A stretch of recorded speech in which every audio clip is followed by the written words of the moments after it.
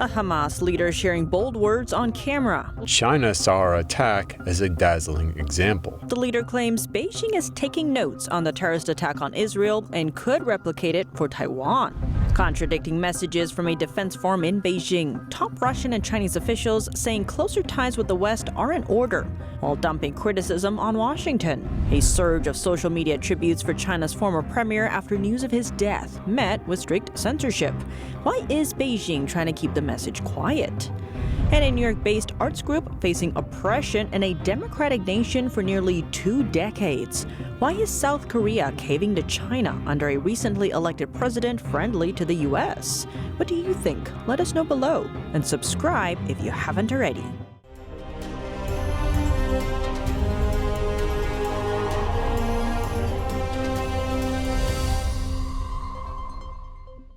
Welcome to China in Focus. I'm Tiffany Meyer. When Hamas rained thousands of rockets down on Israel in a sudden attack 3 weeks ago, did China and Russia benefit? Here's what Hamas's leader is saying about the brutal attack and what it could mean for Moscow and Beijing. Russia has benefited from our attack. China saw our attack as a dazzling example. The ex-chairman of the Hamas terrorist group made the statement in an interview at the Middle East Media Research Institute last week. In it, he called for cooperation with China and Russia.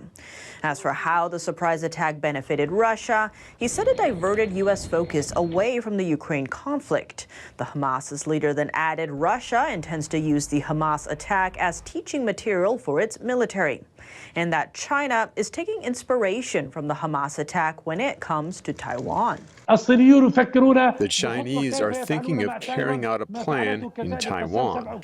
Neither Russia nor China have condemned the Hamas's terrorist attack. The two exercised their veto power in the UN Security Council to block a U.S. effort to support Israel last week. China has put pressure on Israel to stop bombing Gaza. Mixed signals toward the West coming out of a Monday security forum in Beijing. China's second most senior military commander says he aims to boost defense ties with Washington, while Moscow said it was open to discussing security issues. That's as Beijing-Moscow relations grow ever friendlier. But the Chinese and Russian military chiefs also heaped criticism onto the U.S.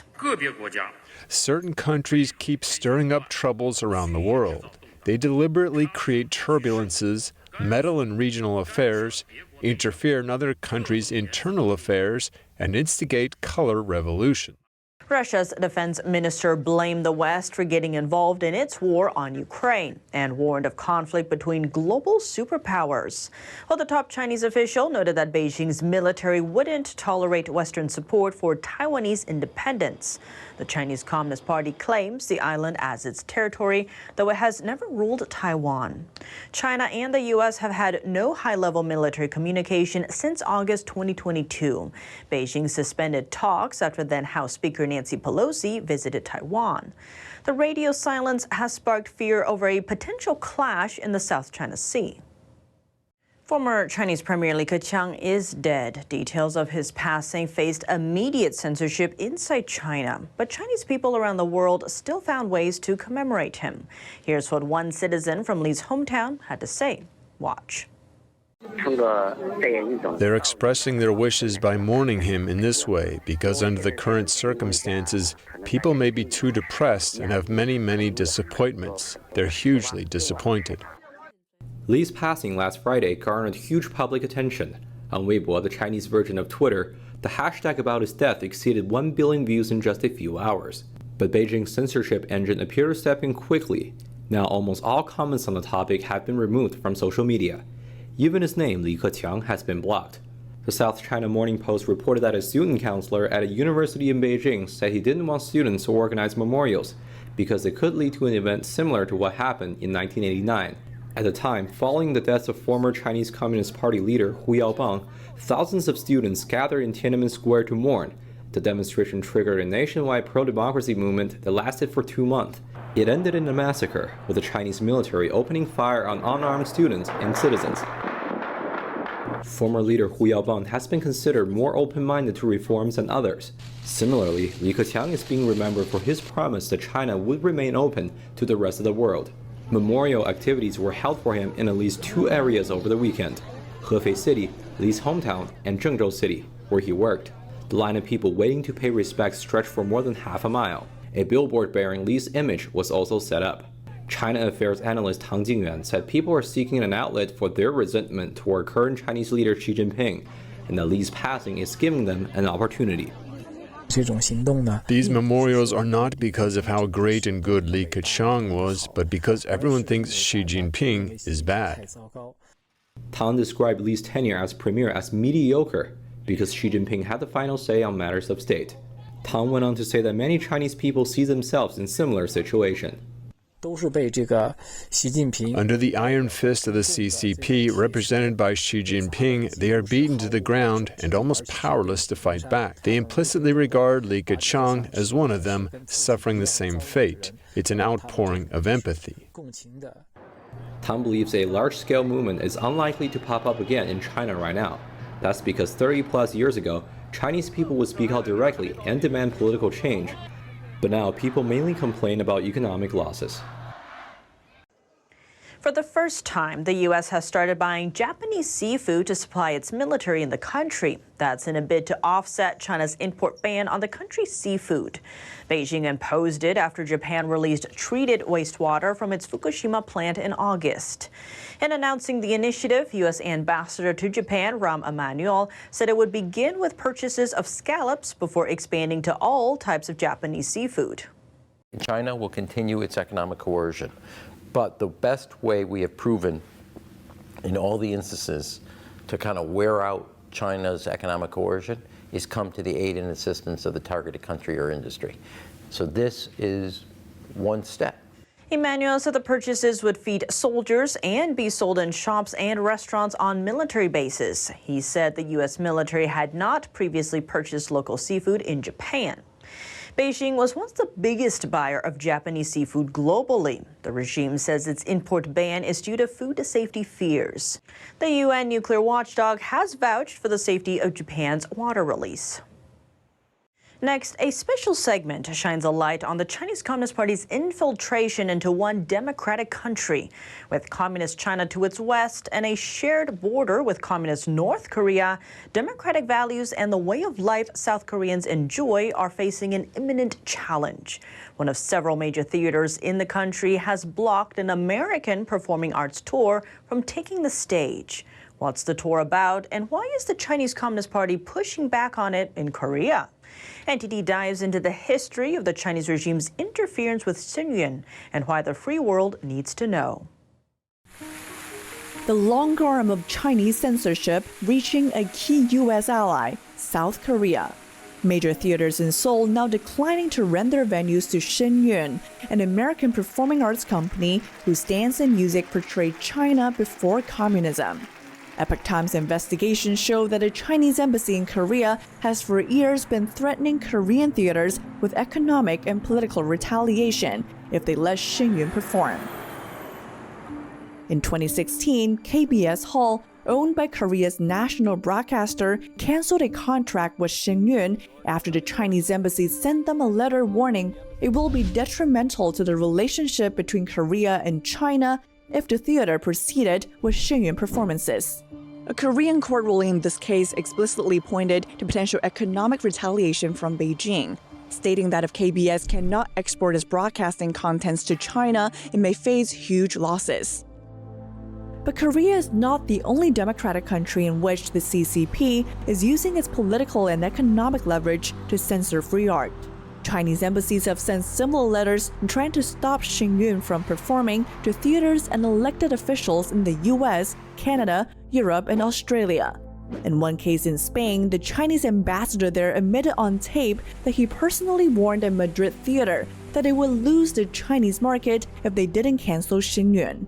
跟中国的这个市场今后合作的前景是非常广阔的。你不能因为这个东西呢就丢掉了这个中国市场。他们也是马上就是认识到这个问题。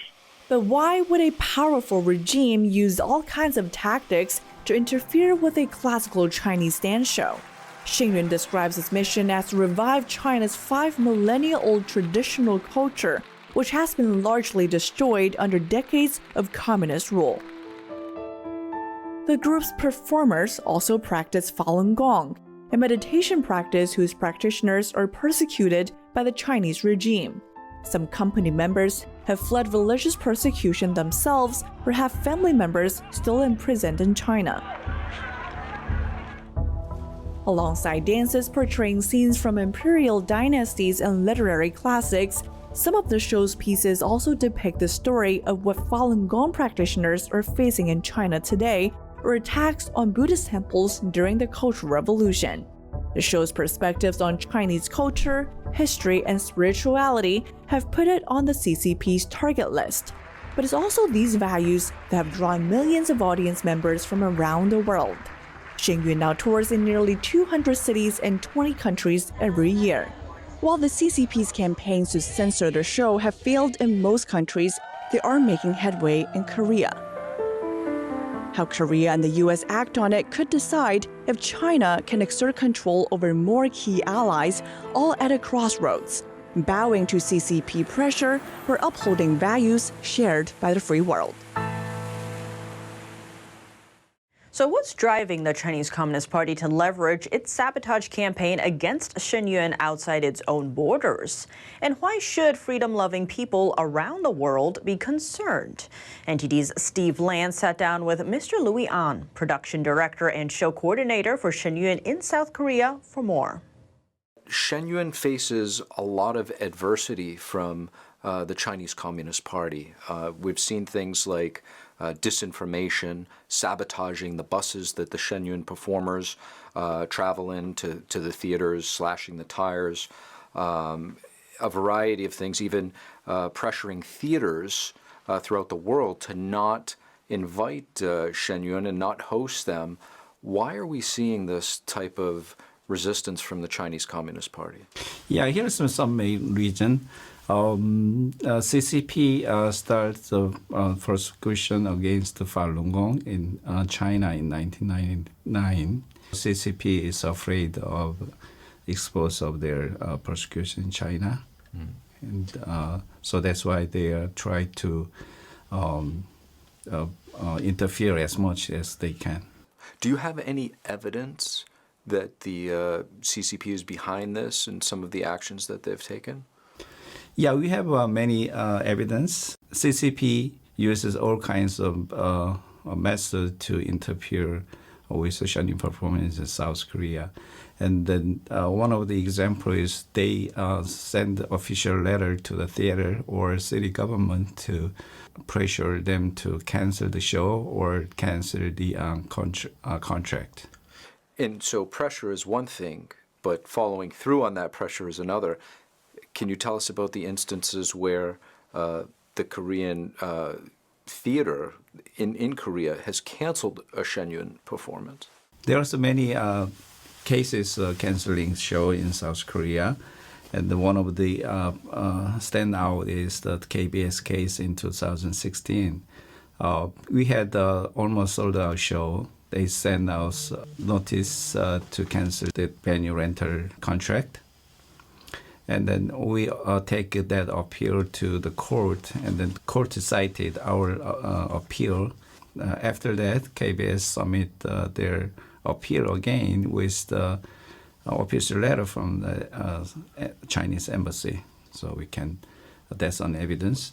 And earlier this year, there was a media report about this issue. They had an interview with a Chinese embassy person, and then they clearly mentioned to the reporter that they're going to intervene with activities for Falun Dafa and Shen. Foreign investment into China is declining. According to the Financial Times, foreign investment in China fell by 1/3 in September compared to the previous year, the largest drop in nearly a decade. Foreign investment into China has seen double-digit percentage drops every month since May. Some analysts say that foreign companies are trying to get their profits out of the country as fast as they can, and that seems to be a trend. According to China's State Administration of Foreign Exchange, more money left the country in September than came in. Net outflow reached nearly $54 billion, marking the highest outflow since January 2016. The U.S. in recent months has moved to restrict American investment in mainland China. At the same time, Beijing's revision of its anti-espionage law in July may have also contributed. That's over concerns of arbitrary detention, raids on foreign businesses inside China, and the law's vague description of what could be seen as espionage.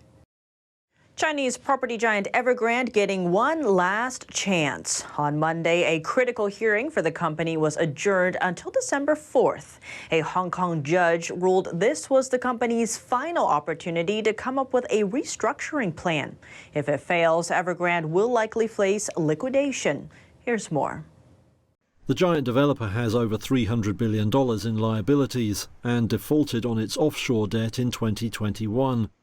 It's become a symbol of a crisis that has engulfed China's real estate sector, which accounts for about a quarter of the country's economy.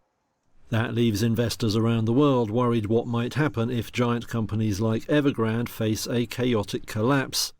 Now the court says the developer has to come up with a revised restructuring plan before the December hearing. Its previous plan was thrown into doubt last month after news that the firm's founder was under investigation for criminal activities. Evergrande has also been barred from issuing new debt due to a probe into its flagship property unit. One lawyer for a major group of creditors said they supported the court adjournment, saying they would still prefer a restructuring to liquidation. Evergrande did not respond to a request for comment. Coming up, days after the sudden death of China's former second-in-command, shockwaves are lingering among many Chinese people. Formerly at the helm of the regime's economic sector, Keqiang had subtly railed against the Communist Party's narratives, from warning of the financial harm of pandemic restrictions to admitting 600 million people lived under the poverty line. Will his passing shake Beijing's leadership? And could we see a nationwide protest? To discuss, we sat down with Bradley Thayer, the Director of China Policy at the Center for Security Policy. More on that after the break here on China in Focus.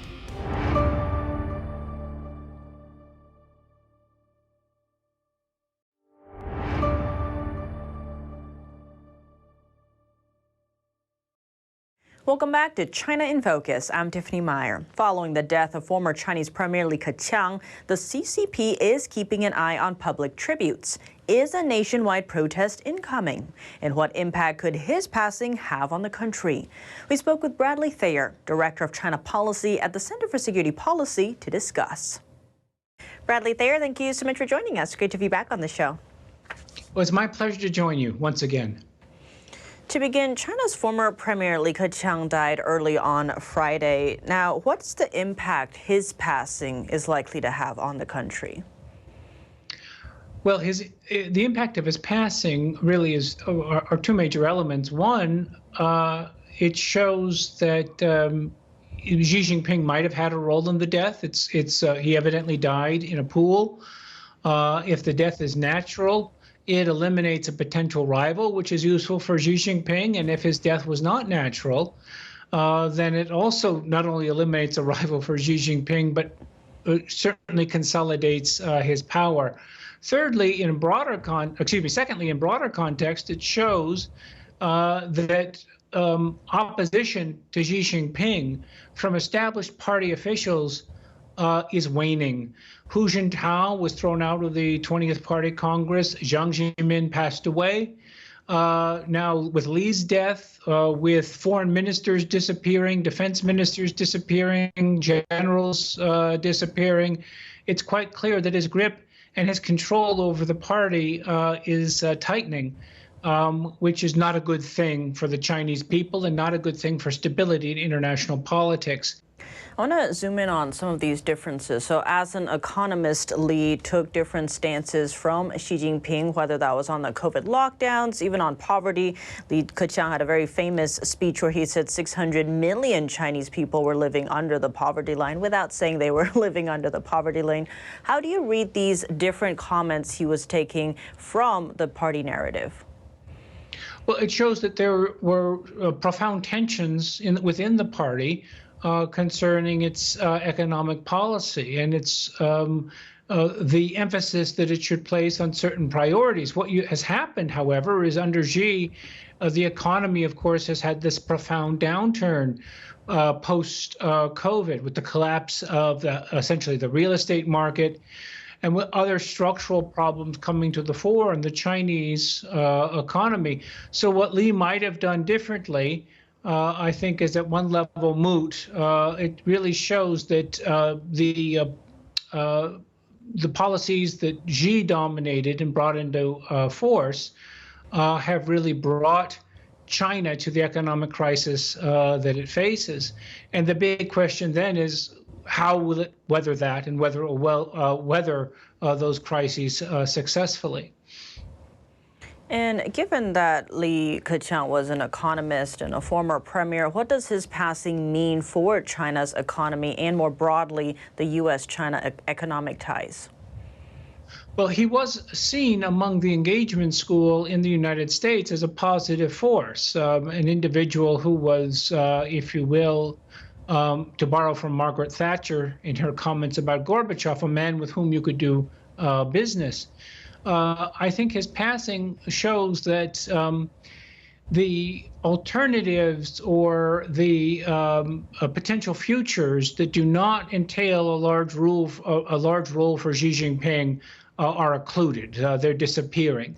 The party is Xi's party, and alternative voices within it are being removed by retirements or by eliminations of one means or another.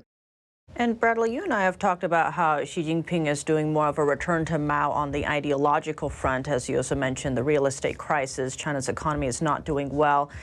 On the political front, though, in terms of Li's passing, how might we see unrest, or are we not going to see anything happen? I think it's less likely that we'll see anything happen. What you might have would be the symbols of protests that surrounded China in 1989, where you had significant unrest in '88, really, and then in 1989, or the White Page protest that we witnessed really December of last year, December into January 22 and 23. The resentment towards Xi and the resentment towards the party is ample. However, it's devilishly hard in a way that it was not in Deng's China to protest against Xi Jinping and the Chinese Communist Party because of the effectiveness of the omnipresent and its seemingly omniscient surveillance state that exists. So there should be protests, but I think as a practical matter, there won't be because it's so difficult to mobilize. Bradley Thayer, thank you so much for your time. It's my pleasure to join you. Thank you. That's all for today's China in Focus. I'm Tiffany Meyer. If you have any feedback on the show or have something you'd like to see us cover, send us an email at chinainfocusntd.com. We'd love to hear from you. Thanks for watching. See you tomorrow.